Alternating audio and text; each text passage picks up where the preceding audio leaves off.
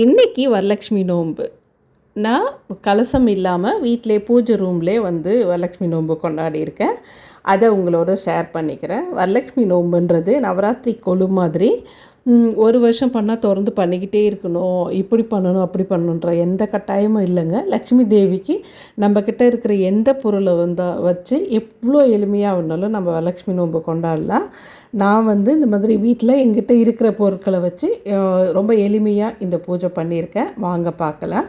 அதுக்கு ஃபஸ்ட் டேவே இந்த மாதிரி பூஜை ரூமில் தொடச்சி விட்டுட்டு தாமரை டிசைனில் கோலம் போட்டிருக்கேன். பூஜை பாத்திரம்லாம் துலக்கி மஞ்சள் குங்குமம்லாம் வச்சாச்சு. மஞ்சள் பிள்ளையார் பிடிக்கலை, அதுக்கு பதில் எங்கிட்ட இருந்த சிலைக்கு அபிஷேகம் பண்ணி பொட்டு வச்சு பூ வச்சாச்சு. இந்த மாதிரி ஒரு லக்ஷ்மி தேவி சிலை எடுத்து ஃபோட்டோ எடுத்து அதை தொடச்சிட்டு அதுக்கு பொட்டு வச்சுட்டு தாமரை விதை மாலை அப்புறம் ஒரு செயின் எல்லாம் போட்டு விட்டுருக்கேன்.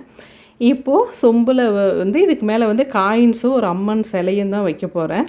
கலசம் வைக்கலை, அதனால் கீழே ஒரு இலை வச்சு அதில் வந்து பச்சரிசி பரப்பிட்டு அதில் இந்த மாதிரி ஒரு சொம்பு நிறைய தண்ணி வச்சுருக்கேன். அதில் ஒரு காயின், அப்புறம் வந்து ஜவ்வாது, சந்தனம், பச்சை கற்பூரம், அப்புறம் ஒரு ஏலக்காய், 2 லவங்கம், அப்புறம் கொஞ்சமாக வெட்டி வேறு, அதுக்கப்புறம் கொஞ்சம் மஞ்சள் பொடி சேர்த்துருக்கேன். நீங்கள் மஞ்சள் பொடிக்கு பதில் பூ கூட சேர்த்துக்கலாம். வாசனை பூ இருந்ததுன்னா அது சேர்த்துக்கலாம். சேர்த்துட்டு இந்த மாதிரி நான் வந்து அதுக்கு மேலே இந்த சிலையும் அதை சுற்றி காயின்ஸும் போட்டு வச்சுருக்கேன். இது வந்து ஒயிட் மெட்டலான அம்மன் சிலை தான், இது லக்ஷ்மி தேவி சிலை தான் இது.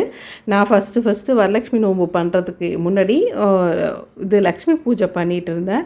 அதுக்காக வாங்கின சிலை இது. அது ஒர்க் அவுட் ஆகிடுச்சு, அதனால் சென்டிமெண்ட்டாக அதையே வச்சு ஃபாலோ பண்ணிகிட்ருக்கேன். அது கூட 2 யானை வந்து வாங்கிட்டு வந்திருந்தோம், அதையும் வச்சாச்சு அங்கவே. அதுக்கப்புறம் இந்த பவுலில் என்ன பண்ணிகிட்ருக்கேன் அப்படின்னா, நான் என்னென்ன வாசனை திரவியங்கள்லாம் போட்டனோ அதை ஒரு பவுலில் தண்ணி வச்சு இது மாதிரி சேர்த்துக்கிறேன். வெட்டி வேறு, சந்தனம், ஜவ்வாது, பச்சை கற்பூரம், மஞ்சள் பொடி, இது எல்லாமே சேர்த்துட்டு நம்ம தலையில் தெளிச்சிக்கலாம்.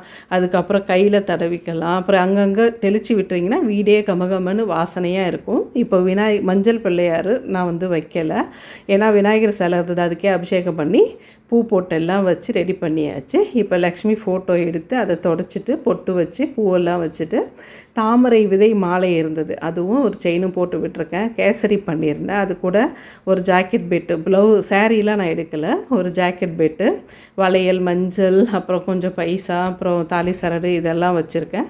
அக்ஷதை ரெடி பண்ணியாச்சு. அது கூட வந்து ஒரு 18 காயின்ஸ் வச்சுருக்கேன் லக்ஷ்மி அர்ச்சனை பண்ணுறதுக்காக. இப்போ நான் அர்ச்சனை பண்ண ஸ்டார்ட் பண்ணிட்டேன். ஒரு காயின் எடுத்து அது கூட கொஞ்சமாக அச்சதை எடுத்து அர்ச்சனை பண்ணிகிட்ருக்கேன். அந்த 18 காயின் முடிஞ்ச உடனே நான் அதுக்கப்புறம் வெறும் அர்ச்சதை மட்டும் எடுத்து இந்த மாதிரி அர்ச்சதை பண்ணுறேன். அவ்வளோதாங்க. இது மாதிரி ரொம்ப எளிமையாக நம்ம கையில் இருக்கிறத வச்சு நம்ம வந்து லக்ஷ்மி தேவியை கும்பிட்டு நம்ம வீடு நல்லா இருக்கணும்னு வேண்டிக்கிட்டாலே போதுங்க. நான் இந்த மாதிரி தான் ரொம்ப வருஷமாக வேண்டிக்கிட்டு வரேன். நல்லாவே ஒர்க் அவுட் ஆகுது. நம்ம வந்து இப்படி பண்ணணும், அதை பண்ணணும், சாரி எடுத்து தான் வச்சு படைக்கணும், அந்த மாதிரிலாம் இல்லை. எங்களுக்கு வந்து ஆடி மாதம் வந்து அம்மனுக்கு சாரி வச்சு படைக்கிறது ஒரு வழக்கம். தை திங்கள் அப்போ ஒரு படைக்கணும், அந்த மாதிரி நிறைய இருக்கிறதால நான் இதுக்கு ப்ளவுஸ் பிட்டு தான் வச்சுருக்கேன்.